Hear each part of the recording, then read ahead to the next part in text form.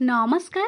आमार cooking channel अमरता घर के मैं आपण मान के बहुत बहुत स्वागत करू छे। आज मैं आपण मान लगी नहीं के आसी छे सबुठो सहज और डिलीशियस रेसिपी स्टीम दही मिठार रेसिपी।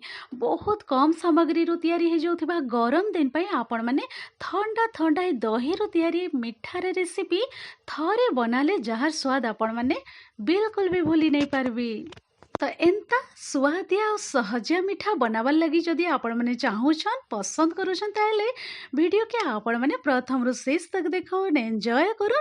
आज रे रेसिपी आपण माने के जदि टिके भी पसंद हेले लाइक शेयर तो निहाती करबे। चैनल नुआ ताले आमर दगर चैनल के सब्सक्राइब करवा लगे बिल्कुल भी नहीं भूलबे। पाखरे थिबा बेल आइकन के प्रेस करिके ऑल रे क्लिक करि देबे। तो चालुन डेरी नहीं करिके आजिर सबुठो सुआदिया आउ सहज मिठार रेसिपी स्टार्ट करमा। तो इने देखी दूचे मुझे आपण मान के एंता गोटे बाउल नहीं जाइछे तार ऊपर गोटे एंता जाली में रखी देछे आउ एंता चालुणी कि जाली आपण माने एंता नहीं जिबे आउ एंता जाली ऊपर गोटे क्लीन कॉटन कपड़ा रखी देबे। तो चालू ने रेडी हो जाइछे। एबे आमे इने दही ऐड कर दमा। तो दही ने पाखा पाखी मु 3 कप नहीं जाइछे। आपण मान को जेतकी दरकार जेते बनाबार के आपण माने चाहूछन से हिसाब रे आपण माने दहीटा यूज करबे।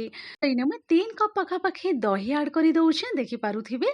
दही दे साला परे कॉटन कपड़ा के भल करी आमे एंता सेट करी दमा। सेट करी साला परे କିଛି ବି ଓଜନିଆ ଜିନିଷ ଏନ୍ତା ଆପଣ ମାନେ ରଖିଦେବେ ଯେନ୍ତା କି ଇଜିଲି ଦହିରୁ ଯେନ୍ ପାଏନ୍ ଏକ୍ସଟ୍ରା ଥିବା ସେ ପାଏନ୍ ସବୁ ଡ୍ରେନ୍ ହେଇଯିବା। ତ 30 ମିନିଟ୍ସ ପରେ ଇନେ ଆପଣ ମାନକେ ମୁଇଁ ଦେଖେଇ ଦଉଛେ ଦେଖିପାରୁଥିବେ ଆଉ ବହୁତ ସାରା ଦହିରୁ ତାର ପାଏନ୍ଟା ଡ୍ରେନ୍ ହେଇଯାଇଛେ। आपण माने ई दहीर पानीटा यूज करि पारबे।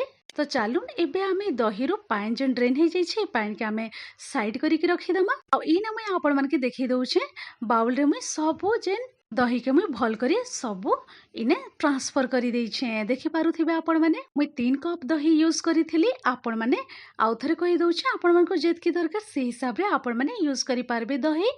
एबे आमे इने ऐड करि दमा मीठा लागि कंडेंस मिल्क मुई नै जाइछे आधा कप पाखा पाखी। आपण मान को मीठा जेतकी दरकार से हिसाब रे आपण माने कंडेंस मिल्क ऐड करि पारबे। मिल्क मेड दे साला परे इने मुई दे दउछे बासना लगी केसर। केसर के टिके मुई उषुम पान करि देइथिली आ उषुम पान रे मुई भिजै की रखि देइथिली देखि पारुथिबे। आ बहुत ही बढ़िया कलर पले आसीछे। आपण माने मिल्क रे भी भिजै की यूज करि पारबे। ई सब जिनिस दे साला परे आमे भल करी मिसै दमा। तो इने देखि पारुथिबे बहुत भल करी सब जिनिस के मुई मिसै देइछे आ ई दहीर मिक्सचरटा रेडी हो जाइछे। तो चालू एबे मुई टिके साइड करिक रखि दउछे आ ई साइड रे मुई आपण मानके देखै दउछे जिन जगह रे दही के आपण माने स्टीम करबे सी जगह के एंता टिके घियरे ग्रीस करि देबे।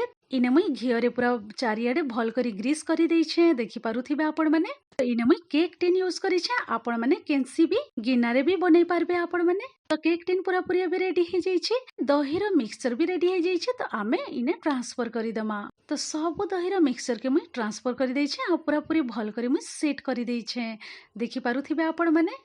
तो सब जिनिस रेडी हो जाइछे। एबे आमे गैस सेट के जिमा। तो गैस सेट के मैं पले आसीछे आ इने कढ़ाई मुई नै जाइछे देखि पारुथिबे आपण माने। कढ़ाई रे आमे इने देइ दमा 2 ग्लास पाखा पाखी पाएन।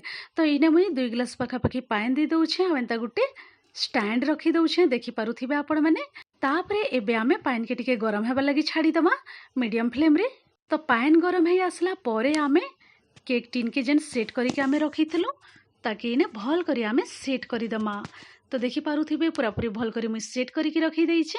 एबे आमे काना करमा ई केक टिन ऊपर आ गुटे मुई एंता प्लेट दे दउछे तार ऊपर आमे कढ़ाई रे एंता कवर दे दमा आ 15 रु 20 मिनिट पाखा पाखी आमे स्टीम हेबा लागि छाडी दमा मीडियम फ्लेम रे। 15 रु 20 मिनिट पर मुई कवर खोलिके आपण मानके ने देखि दउछे। तो देखि पारुथिबे देखिकी लागुछे पूरा पूरी रेडी हो जाइछे मीठा। तो देखि पारुथिबे पूरा पूरी रेडी हो जाइछे आ भल भाबरे स्टीम हो जाइछे। एबे मुई फ्लेम के ऑफ करि दउछे आ ठंडा हेबार लागि छाडी दउछे।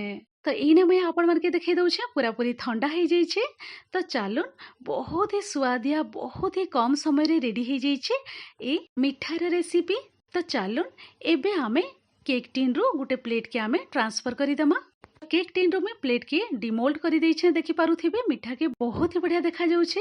तो ए मिठा के आपण माने एंता प्लेन ही खाई पारबे बहुत ही बढ़िया लगबा नहले तो आपण माने जदि अवेलेबल अच्छे आपण मानकर पाखे ताहेले ड्राई नट्स भी आपण माने टिके टिके ऊपरे स्प्रिंकल करिकी एंजॉय करि पारबी।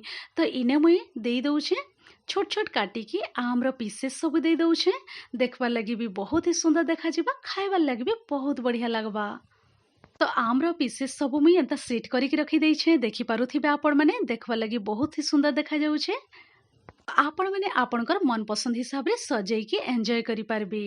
जदि पसंद ताले ड्राई नट्स भी देई पारबे नहले तो आपण माने एंता आम के भी एंता छोट छोट पीसेस रे काटिकी आपण माने देई पारबे। तो देखि पाले ना बहुत ही कम समय रे सबठो सहज और डिलीशियस ई दही रो तयारी मिठाटा रेडी हो जाइछि। तो आशा करबे ए रेसिपी आपण मन के निहाती भाबरे पसंद हेथेबा। आज रे रेसिपी जदि आपण मन के पसंद हेथले निहाती भाबरे लाइक शेयर त करबे। चैनल रे नुवा ताले हमर देखा चैनल के सब्सक्राइब करबा लागि बिल्कुल भी नहीं भूलबे। वीडियो के आपण माने प्रथम रु शेष तक देखिथिबारु बहुत बहुत धन्यवाद दउछे। तो आपण माने भी फटाफट जाइकी ए मिठार दही रो तयारी मिठार रेसिपी आपण माने बनेकी एंजॉय करूँ। और जदि ए रेसिपी आपण मन के पसंद होचे ताहले आपण माने निहाती भाबरे कमेंट करबी। तो चलो मुई रहूछे फिर एंता इजी टेस्टी स्वाद ये रेसिपी नेकी आपण मानकर संगे मुई फेर तेरे भेट पड़मी। Thanks for watching bye bye take care.